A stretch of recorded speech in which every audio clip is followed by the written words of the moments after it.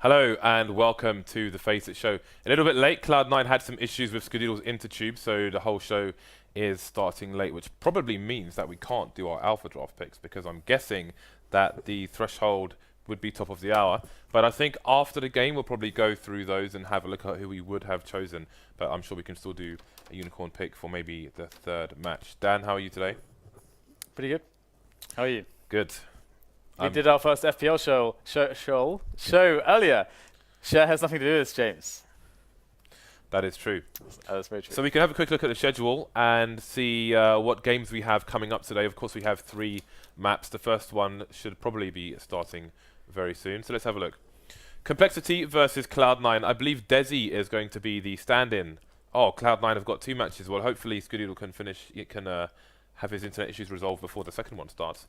But there we go. So we're going to have Complexity versus Cloud9 on Train. Then we are going to have Overpass with Cloud9 playing Winter Fox, which at least they're playing Winter Fox for that one, considering the issues that they're having at the moment. James, they have 3 players playing from overseas. They do indeed.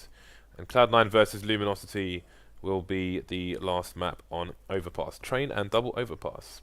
It's not something you see every day. We've had a lot of Dust 2 recently, fair bit of Cash, and we see Train almost every day as well. We can have a quick look at the rankings while we wait for this match to start and see how these teams are doing at the moment.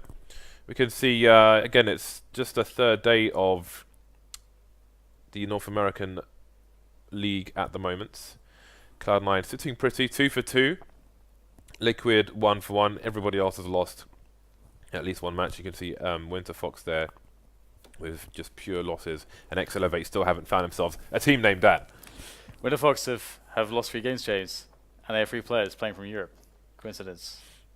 Yeah, that is true. Okay, so we have 2 player highlights today. Do you know who our player highlights are, Dan? Oh, we don't have player highlights, I'm told. Well, that is unfortunate. Maybe we will do after game 2. We'll have to after game 1. Sorry, we'll have to see. So no player highlights, Dan. Never mind that. Like so expectation, rip it away. That's the story of life for me. We'll do the alpha draft stuff later, of course, because the time has passed. So we've got unicorns to do, but I don't know what the ETA is for the match because it's 1:15 already. So they should be okay. So I'm told that we're going to go into the match, so we can do all the other bits later on. It's a bit disorganized. I blame Skadoodle's internet provider. Who needs a pre-show? Who needs it? Who needs a pre-show? I don't need a pre-show, James. I'm ready. So I'm guessing a Skadoodle could watch on his phone, maybe Grimace. So I guess Sean Gers can AWP instead, and put Desi on Sean's role maybe. Does he do that? I mean, it might be a bit confusing. What does Skadoodle do here? What am I supposed to do? Desi, you do that. Who knows if that's how it works? I don't know that you can really just replace Skadoodle in any sense. There are some players which you can replace. Skadoodle is not one of them, I would say. So generally speaking, they're against complexity on Train. I don't think that Cloud9 are going to have too much of an issue without an AWPer, because I feel like a lot of people attach too much value to AWPing on Train. You can get away without AWPing at all, and there's many ways to do so, whether it be through the use of smoke executes on the T side, or just ignoring that completely, just using like 1 or 2 smokes. But generally, like fast play with rifles is very effective too. We don't have to stick to the old concept that is Train, which is a lot of AWPs, because it used to be the quintessential AWPing map where you can have multiple AWPs on there. But hey, I say move with the times. We don't need so many AWPs anymore. Well, nothing is perfectly capable of AWPing on that map for his team as well. And again, Sean Gers can AWP, so if they need to, they can pick up the slack. But I think it's still a case that you can just see all the way down, and there are some places where the AWP can be used well, like the CTs playing connector, looking towards team main, they get there first, etc. But generally speaking, we've seen that Cloud9 are a team who you might say one of the first teams to start on the CT side, choking off the team main area with smokes, flashbangs and so on. Curious to see if they're going to continue that trend or if they've developed their strategy since we last saw them on FACEIT Stage 2 finals, I guess. Yeah, I would rather have Desi doing what he's good at as opposed to putting him on Skadoodle's kind of skill sets. I think that's on Train. I think it's totally fine. I think more or less on any map it's probably fine. We see, for example, I would say that Liquid is a team that can show fine it is to play without any AWPers. I think Virtus Pro is another team that has shown a precedent for that, saying, okay, we don't need necessarily to have AWPers to do well. We can just play more dynamically. We can play with the rifles. As long as the riflers are good riflers, then it's not really an issue. So, hey, I don't think it's going to be a problem. Skugul, of course, is probably one of the best players in... Well, he is one of the best players in NA. And one of the best AWPers, full stop. And, well, looks like we're doing some knives here. Knife. Okay, so we are in the game live. And, well, people dying down, basically. What more is there to say? So Complexity win. Let's see if they choose CT side. I don't like the Shadow Daggers, James, because I'm a purist, and there should only be one knife in this game. If you're able to wield at any one time. Yeah, I do find that quite a departure from the norm, as well. Actually, it's wrong. And I did tweet at the time and say this is one of the kind of pop culture things in Counter-Strike. Maybe a bit of that's being lost with the fact that there are a weapon with two. But then the question is that okay or is it not okay? It's not okay. I don't accept this. I like change, but there should not be two knives. Unless you can throw the knives, then it would be very badass, and I would accept that. But this is not as badass as throwing knives. It's just holding two knives. It sucks. Let's stick to one knife. Well, there we go. Dan has spoken. Alright, we appear to be lacking the teams on either side. Indeed, on the HUD. indeed. Can we double escape this? I think that might fix our problems. No, it won't. It won't actually at all. So we'll have to use our imagination. There are two teams in this game. And we will have the push coming into the A bomb site here. All the T players are going for the yard push. And so far we're going to see a pretty interesting situation. So the bomb goes down for Cloud9 on the T side. Freakazoid will take down Stemfist towards Connector. Things looking rather problematic for the Complexity side. What? The bomb got defused in the smoke! LOL! I did not even catch that, but the bomb will be defused in the smoke. And Cloud9 with an absurd... Spit it out, mate. Come on. I don't think I can, James. An absurd oversight into this round. They did not see the defuse happening. They did not hear the defuse happening. Maybe there's too much in the way of noise, too much in the way of sounds and visual, but they did not catch the defuse there. So annoying situation losing a round like that. They had a pretty strong advantage before the situation where they didn't just understand that there's someone actually defusing and they need to kill that person. So we're going to have a situation here where Complexity are going to be playing against a Force Buy. Or, well, actually we haven't seen because we can't see what everyone's starting with, but judging on what I just saw out of nothing, he's got a Molotov, therefore it would be likely that... Okay, yeah, they've actually gone for a Force Buy here, getting the bomb down, going for the Force Buy, and that means that we can see an execute on TA's side.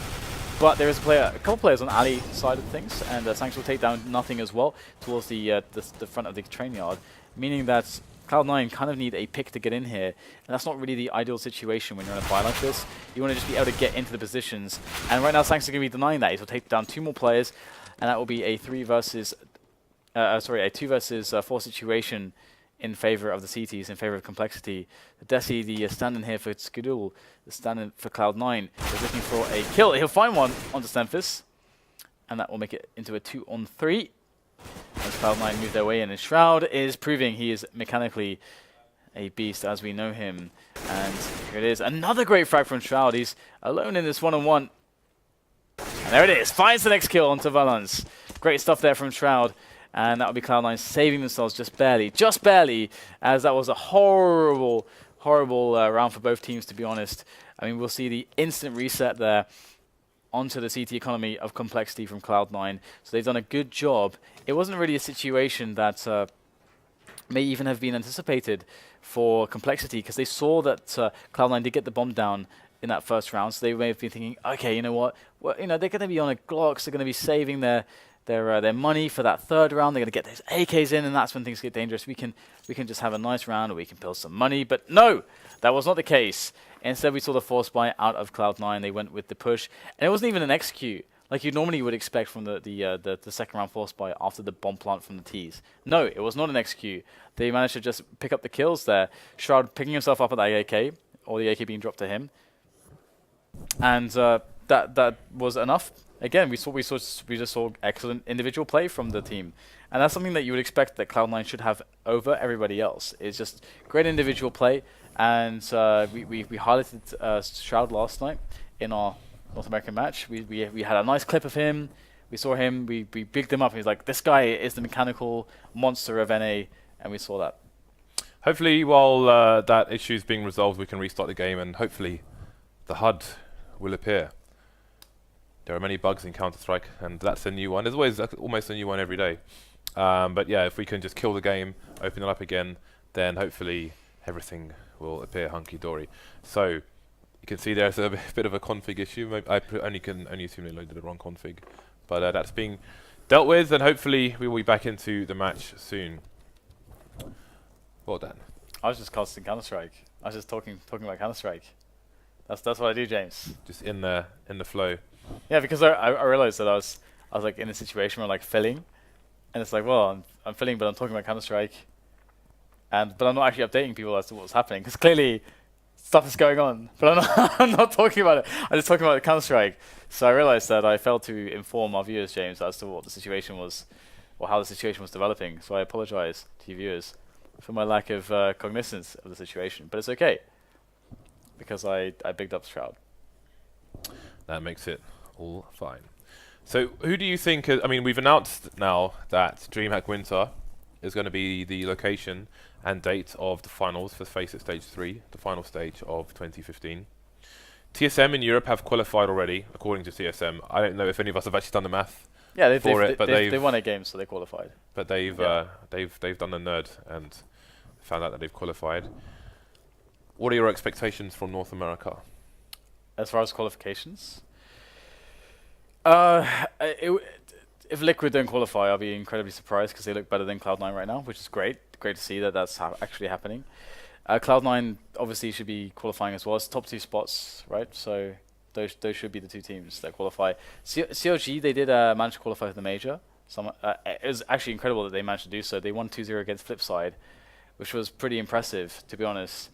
The way that they won, like a lot of it, they had matches, and it kind of followed the trend of the tournament, that the teams that would play first at DreamHack Stockholm, they had their first game of the day. Cloud9 did this as well, and they just kind of had a blowout where they didn't play very well. They had a shaky performance, but then in the second match that really counted to go for the qualification. They managed to just have a crushing result against a good team. So I forget who Cloud9 played, but CLG they ended up playing Flipside after barely winning their first match. They beat Flipside 2-0. They looked like a really strong kind of European team. They had some issues here and there, but generally speaking, they looked really good. They're on the right tracks, more or less. So essentially it's like, do more of this. Like, this is what you just did. More of kind of this, and you'll be going in a good place. And they qualified. So CLG are a team that in North America that you expect good things from them. And so I hope to see that from the major they'll get the experience, and we'll get to see a new side of them as well, because CLG qualifying for a major is pretty sick, because outside of Team Liquid and Cloud9, you don't expect anybody to qualify for a major. Yeah, they didn't qualify for the FACEIT League. Peter got a nice bit of revenge there, if you will, taking them out. So I believe we are going back into the match now. That would be fantastic. So all is well in the world, and they are going to go just for the hard restart. Cheers. Alright, so Complexity with 4 players on Kevlar and Valens on the defuse kit. You can see there's a boost in the connector area, but it's the Cloud9 side with the man advantage at the moment, and they are cutting down the Complexity team one by one. So, are we starting from the beginning again? It appears so. Interesting, because it's funny, because no matter what way you look at it, I mean, Cloud9 are going to be worse off, because they lost the pistol round previously and then won the second round, which puts you in a better position economically as the T side, as the C2 side, as any side really, to be honest. Anyway, we have a situation whereby Cloud9 they won this pistol round. They just have to defend against the force bite of the CT side of Complexity, and Sean Gez will be moving in quickly with that Mac 10. First kill there for him, and he'll toss in the nade as well. The thing's looking pretty good here as his teammates go down onto the B-bomb site. Just running down in there, running through upper. Oh, and the jump shots there with the P90 onto Roka. And Cloud9 will have the bomb site and likely the rounds. See if Complexity can hold on to anything here or try and save that scout. There's one frag onto Sean Cares. Nothing coming in for the cleanup. Ooh, Dink. But he's going to survive for now. And automatic again, going to try and save that scout. There's a few seconds to go on that bomb though, so he's looks unlikely. Desi will come to finish him off, so there we go. Nice anti-eco here by Cloud9. Or anti-force by rather. Anti-whatever. Anti-complexity round, you might say. Complexity going to be on eco now, so obviously we won't be expecting much. Man, what are these avatars called? Like Roker's avatar? Spoderman type avatars. They're everywhere now. Where's mine? They're all the rage, Dan. I don't have one. No one's made me one. Just put your face there, Dan. It'll be just as good. Oh, we've got a fast bomb plant maybe coming in. Cloud9 losing 2 players. Oh, nothing actually, indeed. Jumping on the train, just making sure nobody's close by. With limited numbers, he's going to opt to go for the fake. Nice punish onto Rocker by Desi. Leaving Semphis alone. That old Elevate lineup was quite fun to watch. But it's gone now. Just like the old Denial lineup. Yep. So lineups crumbling to the passages of time. I like that. Passages of time. That's nice. Yeah. I'm a poet. I am a poet. Don't do it. FACEIT still has nothing to show for himself in 3 rounds. I find this perplexing and ultimately disappointing. It's a team game, mate. And no longer can I be a fan of him. Not that I ever was. Anyway. Wow, okay. Well, thanks going for the defense there. And he'll pick up the kill onto Shroud. And very fast aggression coming from Cloud9 as they make their way into the bomb sites. And this is the kind of aggression that you expect on Train from the T side. Oh, nice. You have to be joking, mate. Sean Gers and nothing against Roka and Semphis. And the bomb has yet to be planted, so in this position, Complexity, they're not really in that bad of a spot, to be honest. They just have to take smart positions to make sure they're not too exposed, because they're in a position where they can go to A or B very quickly, so it doesn't really matter too much. It's not as bad as some maps in this position. And Sean Gers just covering the flank at the moment, and as his teammate nears the bomb side A, he can start to look at more positions to try to understand who is standing where and how he can help his teammate get onto the bomb plant safely, because when that bomb starts to go down, the issue is that the CTs can pop out of their hiding places potentially. So Sean Gers needs to be able to cover nothing as he goes for the plant, and nothing has spotted the barrel, and he will proceed to execute his opponent in Semphis. And in comes Rocker now, but it's a 1-on-2, and he will get nailed by Sean Gers. Well played there by Cloud9, and Complexity down 4 rounds into this train match. And it could get much worse for them, as we have a great economy going for Cloud9. In fact, nothing had $10K. Has he died yet? Yes, he's died once. He's died once, James. But he came back. He came back from the dead. Lazarus pit style. Yeah. So, Complexity, spending what little money they have. Well, I mean, spending what little extra money they have. Smoking a flash onto automatic. So he spent $1,000 there with the 5.7 as well. No defuse kit though, any of the players. I really want to see more defuse kits on this type of rounds. Like the smoke and the flash didn't yield any results here. That doesn't mean it was a bad buy though, of course. Sanks has Kevlar to save now with his 5.7, so it would make sense for him to try and hide somewhere. It is a big map, but all the Cloud9 players could go for it. Although they can see that there's not the CT players weren't really holding much, so don't be too concerned, but there it is. Another frag on the board there for nothing. There's ketchup all over the walls, James. What's going on? Couldn't tell you, mate. Couldn't tell you. 5-0 to Cloud9. Complexity back on the buy. Semphis, of course, going for the AWP. Rocker has not bought yet. Maybe he's considering a second AWP. Or maybe he's checking his Facebook. So 2 defuse kits for the Complexity side as well. We'll see what they can offer this Cloud9 side. Do it heading in numbers towards the B bomb site early on. There's only one player there for the CTs at the moment, and that's going to be Rocker.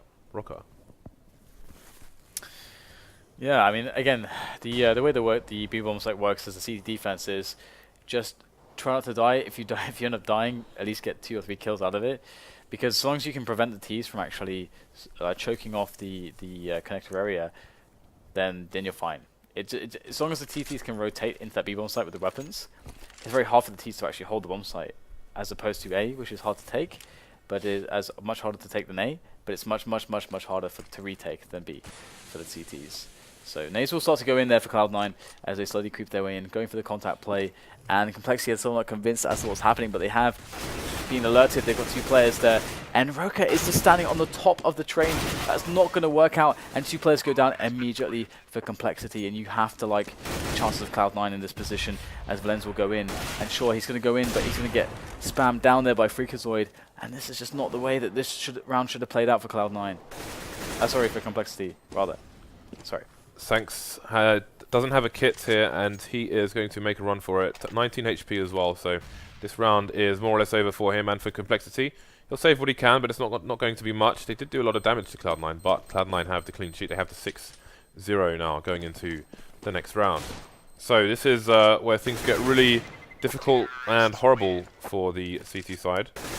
Because if things continue this way, if their bias continues to be broken, then they will have little to offer in the second half. They'll have a very small chance to get themselves back into the game, and their margin for error will be minimal. They will opt to force it around this AK. So 3 fan masses coming out, the M4 onto Rocker as well. Actually a reasonable amount of nades. Not wanting to lose any more rounds here, this Complexity side. 2 kits. 3 players around from Cloud9 towards Ivy. If the bomb gets spotted here, then it might give an indication as to what their intentions are. There's that nice timing for the smoke. Speaking of timing, nothing with another frag through the smoke. Valenz must be ruining that one. It's a kind of a ridiculous situation, to be honest, because honestly, like the big Ivy plays don't work so well unless the CTs are playing much further up the yard. Complexity weren't actually doing that at the start, but hey, if nothing's to just pick up a kill through the smoke just for free, then hey, it doesn't really matter all that much. As you can see afterwards, they're regrouping a little bit, rotating 1 player back to T main, and this is a stronger way to play this, because if you have a lot of players coming out T main and Pop Dog, when the CTs are already a man down, honestly, it does not look good for the CTs in this position. Complexity are going to be struggling on the defense, and Semphis will already be repositioning towards B, and they don't really have the players to do that. You can't really split up 2 and 2 on this map. You can't do that. They think because of the timing it's going to be a B rush. Sean Gare's going to tag nothing actually down, and the push comes from Cloud9, but is it going to pay off for them? Rotation from automatic, but he's going to get taken down. So 2 versus 3, Cloud9 now with 20 seconds to plant the bomb. There goes Semphis as well, and Roka's going to be the last man in connector. Oh, he's going to take down the bomb planter. There are 12 seconds left. They've got to plant. Is he brave enough to push through the smoke here? Desi running with the bomb. Sean's going to cover his back. 7 seconds now, and is that nade going to be good? I do minimal damage there. Now Roka's going to have to push. Yeah, Sean Gers has got a good angle, as has Desi, to cover him, so this should be pretty impossible for Roka, to be honest. We've seen loads of situations where this just does not work out for the CTs, because it has to be a mistake from the Ts. And he's going to chase down Sean Gers and get baited in. Desi will take him down. And I have to disagree with Semphis going towards B there, because it's much better to be safe against the A play and the A just general situation, and let the bomb plant on B and know about it, so you can rotate through connector, than it is to let the bomb go down on A, or to have a 2 versus 2. Because that B guy who's alone could survive, or he could go down and maybe take a one-on-one and something like that. It's just a better situation to have more players on the A yard, to be honest, and connector. Anyway, that's my personal opinion. Right, Roka's going to come in aggressive with the M4. He's got 2 men down already. Looks like he's considering going for the rest, trying to work out whether or not he could escape in time. Unable to do so, Shroud will make the trade for his team. But Complexity going to move up a hell of a lot, because Roka got a lot of information for the Blues there. Down goes Sean. So we've got a 4 versus 2 retake. Shroud leaves the building as well, so it's nothing versus 4.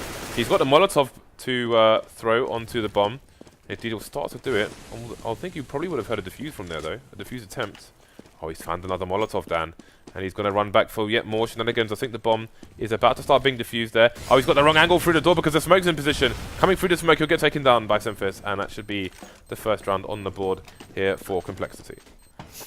But is it going to play against them? The question is going to be up there. And it will be answered by Cloud9 in this round. If they're able to take this round, obviously they reset the economy of Complexity more or less straight away. And we've got a really weird disparity of money for Cloud9, considering the fact that Nothing had so much money. But I think in this round he may have dropped somebody, I'm not sure. Either way, he should be dropping people. They should be evening out their money a little bit. And Complexity will go for a normal setup. Then Complexity Xanthus will take down Shroud straight away. And that will improve the chances, absolutely, of the CTs to win this round. As they have hindered the push, they thinned it out, but the kill will come in for Sean Gez, and that will actually open up a possibility for a bomb plant. But that said, Complexity have a player, I believe it is going to be Rocco, who's actually rotating through the Pop Dog, so that could basically shut down this round for Cloud9.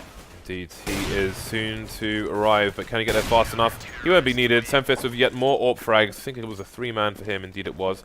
And again, at the when like all spawns considered, the CTs pretty much always get to connector before DTs get to T-main, so you have to be wary of that AWP angle being held like that.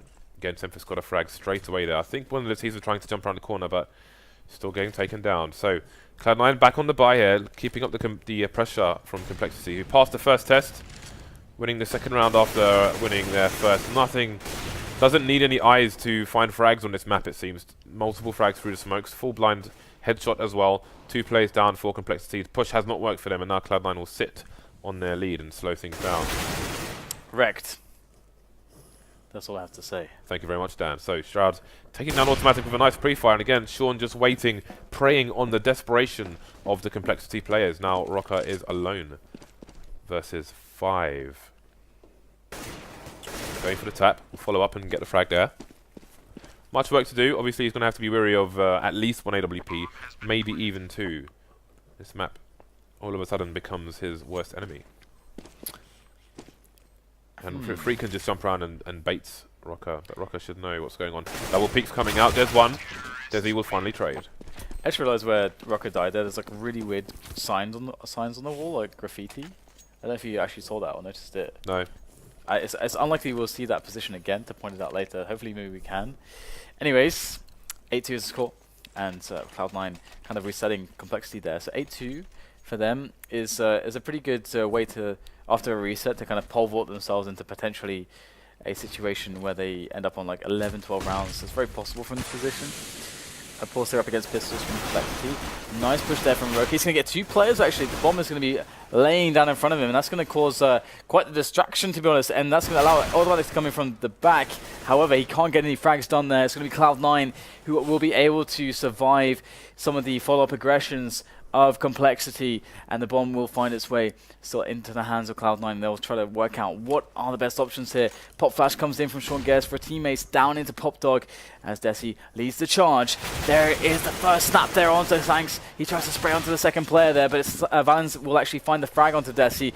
In come all the grenades, and Cloud9 should still be able to win this round, but this is a pretty scary one for them. Yeah, so we'll see if Complexity can retrieve any of those guns. And they could choose to go for this, or choose to pick up the guns that were left all the way back there, but it seems they can't really afford to give up any more rounds at this point. But the 2v2 is doable with the close quarters on train. But Cloud9 looking to maximize those ranges. Again, Nothing being sneaky with the Molotov. Still surviving. Molly headed towards the bomb. Villains caught in no man's land, and you wonder what could have been. If they pick up 2 guns there, I mean, look at their economy. They could have gone for the guns towards B, I suppose, because obviously their odds are quite small, and the edge with AKs versus a 2 double FAMAS. Maybe that wins them another round here. Who knows? We will never know. We can only presume. Now, Sean Gez with the AWP in T-main is looking for a fast frag against these Complexity players. And Roka's going to be making it done with the auto sniper there. Pretty bold position, but Sean Gez will pick up a frag meanwhile towards T-main. And that's going to allow a 3 versus 3 situation for Cloud9. Gives them a lot of space to work with as to how they decide to position themselves for an attack onto either the A or the B bomb site. Honestly, there is so much they can do with this position, and we'll have to see whether or not they can make it happen. But Complexity have good positions. They've got a forward man on Pop Dog and T-main. That is a really good way to shut this down. I like how they got 3 players on A. This is really smart. And Automatic could absolutely crush this round for Cloud9 if he hits the first shots. Teammates baiting, but Sean Gez has the crossfire to take him down, and the T's will trade onto Automatic as well. So the plan has not necessarily worked out for the CTs here. Sean Gez has the right angle as well. Will he hold it long enough? He will. Thanks to the jump Try and go for the crouch peek there, but not fast enough to stop Sean. I feel like Complexity had that really good setup there. That was really nice by them. I didn't see the engagement that Semphis had, and you know what he lost to Sean Guess. But if Semphis actually survives there, Automatic will probably get more than 1 kill. He'll probably get two or three kills, and that will just end the round. So really, really close one. Even though they kind of, you know, it looked like they got shut down, I think Complexity made a really good decisions there. Okay, so Cloud9 with 3 people towards Ivy. They will see no challenge, no smokes, no anything. They're just going to move straight down, and now the Complexity players on the A side are going to be squashed between T-Main and Ivy. See him getting taken down Automatic with just 1 kill. Does he going for the raw plant, but he knows there's a player behind Electric. He gets taken down as well. It is another Rico round for Complexity. We're never expecting a lot from it. Roka. Well, Roka. Last one standing, not for long. The banana is taken by nothing. So storming half so far from Cloud9. Indeed it is. Now, Complexity. Oh god, James. This looks terrible. It sucks. The Complexity. They got double ops though, Sanks and Semphis. Sanks is he is without any armor. There's nothing to protect him against the elements. The elements of Cloud9, which appear to be quite violent. And they'll be moving actually with 3 players up alley, and this could be really good for Complexity because of the setup that Complexity have. It's pretty strong to deal with this. They've got more or less 4 players in close proximity. And Freakazoid, who was able to maybe make a distraction by Quad, is going to go down immediately to the grenade. So honestly, Complexity, they look way ahead in this round at the moment with the setup. But it's all going to come down to these shots as we see these entries, and nothing's going to pick up the first one. Ooh, Semphis and Sanks with stereo AWPs, taking down the Pop Dog player as well. So this is a great opportunity for Complexity to get back into the game. Now it's going to be a case of survival if it even goes that far. Sanks going down, so this is becoming expensive for Complexity. Nothing. Again, we have seen some highlight videos of him AWPing on this map, but he will have to find the right angles. Now it becomes a guessing game. Complexity will try to position themselves accordingly. So Automatic going for the longest flank NA. So nothing has moved towards Ivy now. He's got a bomb, and he has 30 seconds on the clock. He could not surely be running all the way to B. No. Okay, he's going into main, and he's going to be heard soon. You can see Automatic turning there. He hears the footsteps, even though you don't at home, and down goes nothing. Valiant attempt, but couldn't get it done in the end. 11-3 now, in favour of Cloud9. Was it really Valiant, James, or are you just saying that because you wanted to say Valiant? Well, he got 1 frag. He killed 1 person. It's there. 1 frag. Valiant, James. No. I disagree. When you're against 3 people, it might be. Okay. I concede immediately. Fine, you win. Okay, we got the next round playing out here. Last round of the first half, Cloud9 already with 11 rounds, so they're pretty comfy, cushy. A mix of comfortable and cushy. It is comfy as Cloud9 look to try to push these 4 positions. Automatic though will snap down Freakazoid with EMAG 7 and switch out for the AK and promptly spam away before falling away and realizing that he is the man. He realizes, James, that he is the man. Well, Cloud9 had one of their legs chopped off. Oh, please no. You see the AWP moving to upper B. They're trying to get a pick here, trying to even things up. If Sean is brave enough, maybe he can get an angle on towards the connected player, but Roka is just ready and waiting for him. Down goes Sean. So heavily disabled now are the T side with 3 people versus the 5 of Complexity. And it looks like they're going to try that rush towards the B-bomb site with the nades they have. They've still got 3 Molotovs. You can see them still posturing, moving around. Here comes Shroud, maybe looking to find an entry. Will he spot the player above him? Roka on top of the site now. They know he's there, but down goes Shroud with the bomb. Nothing soon after, so it's Desi versus 4. Automatic coming in from the side. Very quietly indeed, and Desi, can't imagine he's going to last long in this situation. And down he goes. So 4 rounds in the first half for Complexity. Much work to do in the on their T half.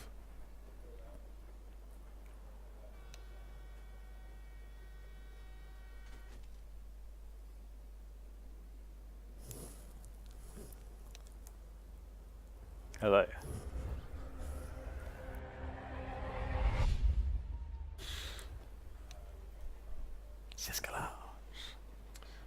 Bish bash bosh. Okay. Okay. Oh, streamers are not ready yet. I am a streamer, James, and I am ready. This is Ebot's lying. Why lie? I didn't know that Ebot was programmed to lie. So they don't know what to tell you, Dan.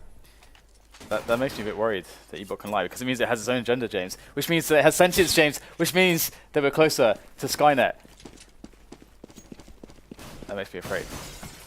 You make me afraid sometimes, Dan. 4 players on both sides with Kevlar. Valen's going to be the nade man for the T's.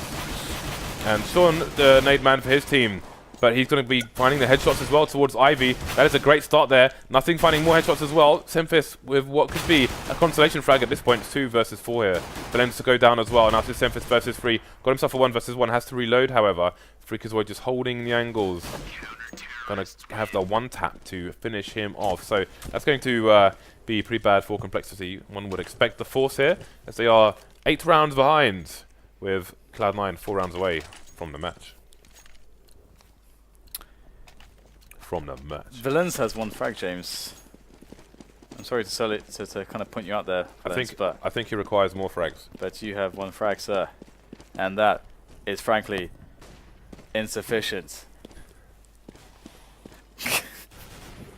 Well, thanks for that. So, Complexity, what is their play? They kind of huddle. They have options towards B or Pop Dog.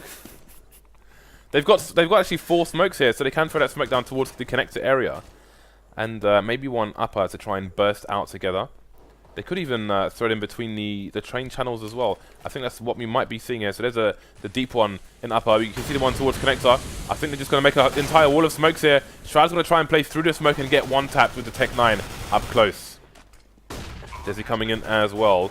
Man advantage for Cloud9, but one of the weapons they have to retake with is a scout. Will they get any kills with it? Yes, they will. Sean to take down automatic with a headshot, no less. He's heavily tagged already.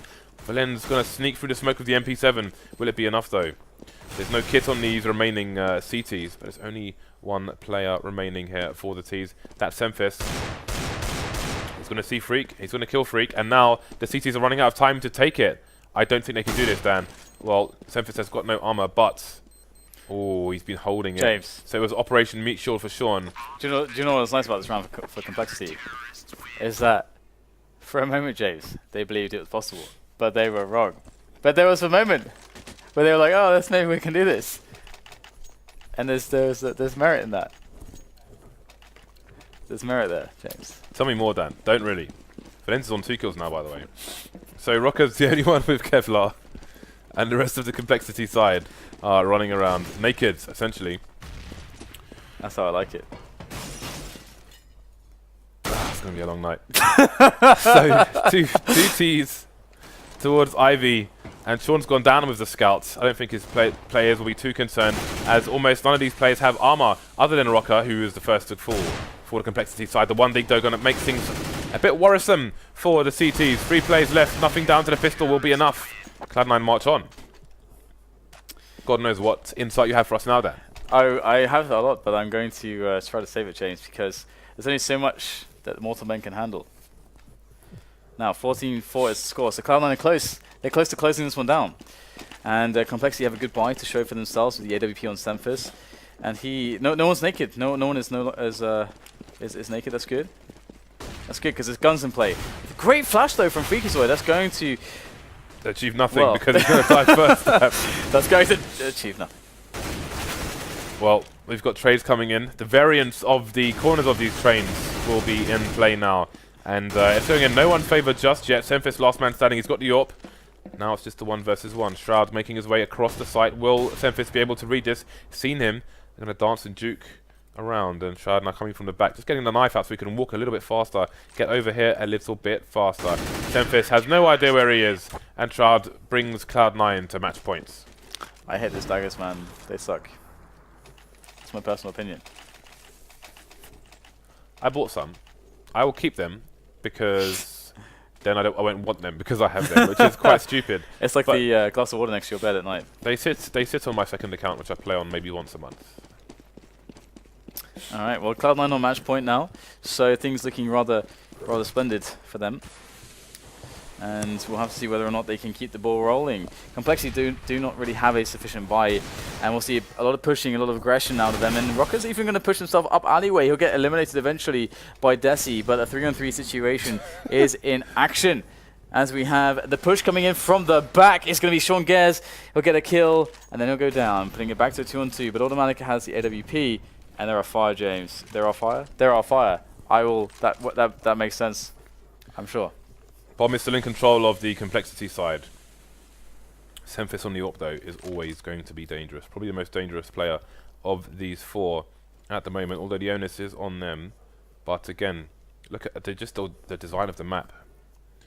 Means Cloud9 will be stretched all over the place, trying to play the safest positions possible, the utmost unsuspecting positions possible, in order to simply survive. Semphis looking for the hunt, but Automatic will do the job for him. So they're going to assume that the other player, since there's no trade attempts, is going to be coming from A. Now they will move to identify his position. Desi coming in. He's trying to bait them out here. Oh, Semphis has missed a shot, and Desi's going to take him down. Down to the 1 versus 1 now. And they'll play with the ladder. Desi coming close. Desi going to take it for the team. The sub for Cloud9 will be the one to take them to 16 rounds. The funny thing there is, James, is that like I don't know there's definitely a lot of argument for taking the forward positions in the yard, right, on the B bomb site on this map. But if you're a 2 versus 1, right, you don't need to do that. You just need to take the engagement together, or try to trade, or try to have situations where you make the CT push into a weird angle, because it's not like a CT can just walk up and defuse the bomb, right? So where's the value in actually taking the yard like they were doing? Because in reality, what they're doing is they're moving through positions, which makes themselves positionally weak until they get into a spot where they can shut down a choke point, which the CT's already moved through. So where's the value, James, in pushing like that? Maybe you at home, though, if you do. Tweet Dan. But now we're going to move on to our second match of the evening, which is going to be Cloud9 versus Winterfox, coming to your screens in about 5 minutes. So we're going to go to a break. Then when we come back, we will have the second of 3 matches today. See you in a few minutes.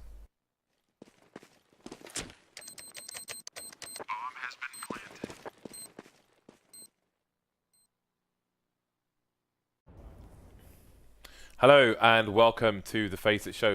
A little bit late, Cloud9 had some issues with Skadoodle's intertube, so the whole show is starting late, which probably means that we can't do our alpha draft picks, because I'm guessing that the threshold would be top of the hour. But I think after the game we'll probably go through those and have a look at who we would have chosen. But I'm sure we can still do a unicorn pick for maybe the third match. Dan, how are you today? Pretty good. How are you? Good. We did our first FPL show earlier. Share has nothing to do with this, James. That is true. That's very true. So we can have a quick look at the schedule and see what games we have coming up today. Of course, we have 3 maps. The first one should probably be starting very soon. So let's have a look. Complexity versus Cloud9. I believe Desi is going to be the stand-in.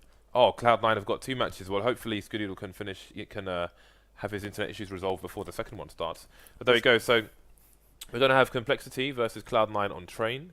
Then we are going to have Overpass with Cloud9 playing Winterfox, which at least they're playing Winterfox for that one, considering the issues that they're having at the moment. James, they have 3 players playing from overseas. They do indeed. And Cloud9 versus Luminosity will be the last map on Overpass. Train and double Overpass.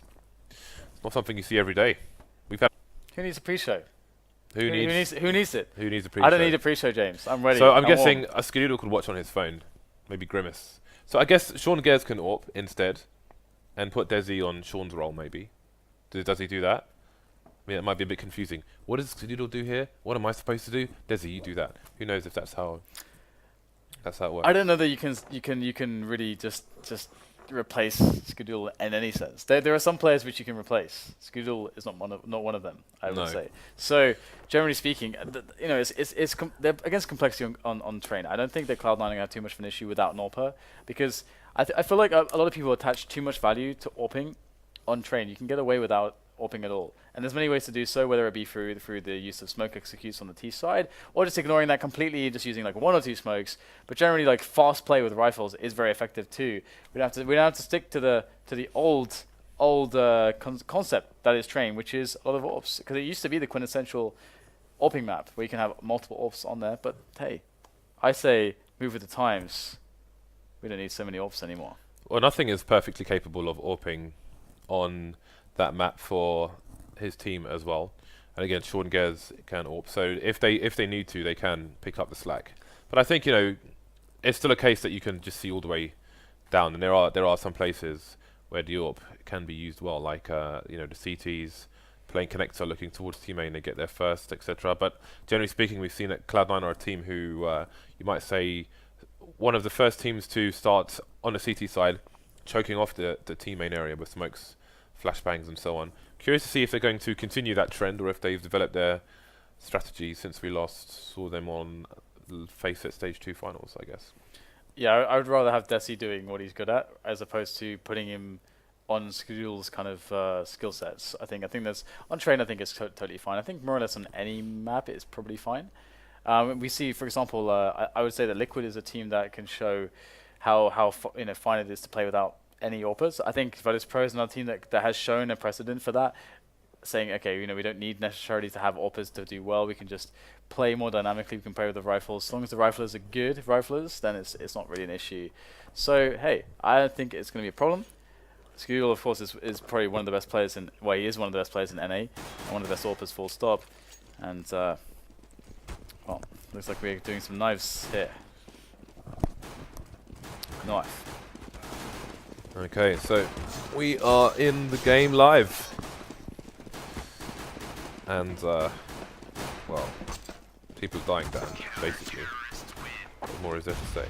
A lot of Dust 2 recently, fair bit of cash, and we see Train almost every day as well. We can have a quick look at the rankings while we wait for this match to start and see how these teams are doing at the moment. We can see, again, it's just the third day of the North American League at the moment. Cloud9 sitting pretty, 2 for 2. Liquid 1 for 1. Everybody else has lost at least one match. You can see Winter Fox there with just pure losses, and X Elevate still haven't found themselves a team named that. Winter Fox have lost 3 games, James, and they have 3 players playing from Europe. Coincidence? Yeah, that is true. Okay, so we have 2 player highlights today. Do you know who our player highlights are, Dan? Oh, we don't have player highlights, I'm told. Well, that is unfortunate. Maybe we will do after game 2. We'll have to after game 1. Sorry, we'll have to see. So no player highlights, Dan. Never mind that. Like so expectation. Rip it away. That's the story of life for me. We'll do the alpha draft stuff later, of course, because the time has passed. So we've got unicorns to do, but I don't know what the ETA is for the match because it's 1:15 already. So they should be okay. So I'm told that we're going to go into the match, so we can do all the other bits later on. It's a bit disorganized. I blame Skudul's internet provider. So complexity win. Let's see if they choose CT side. I don't like the Shadow Daggers, James, because I'm a purist and there should only be one knife in this game. If you're able to wield at any one time. Yeah, I do find that quite a departure from the norm as well. Actually, it's wrong. I did tweet at the time and say this is one of the kind of pop culture things in Counter-Strike. Maybe a bit of that's being lost with the fact that there are a weapon with 2. But then the question is that okay or is it not okay? It's not okay. I don't accept this. I like change, but there should not be 2 knives. Unless you can throw the knives, then it would be very badass, and I would accept that. But this is not as badass as throwing knives. It's just holding 2 knives. It sucks. Let's stick to 1 knife. Well, there we go. Dan has spoken. Alright, we appear to be lacking the teams on either side. Indeed, on the HUD. indeed. Can we double escape this? I think that might fix our problems. No, it won't. It won't actually at all. So we'll have to use our imagination. There are 2 teams in this game, and we'll have the push coming into the A bomb site here. All the T players are going for the yard push, and so far we're going to see a pretty interesting situation. So one goes down to Cloud9 on the T side. Freakazoid will take down Stemphis towards Connector. Things looking rather problematic for the Complexity side. As what? The bomb got defused.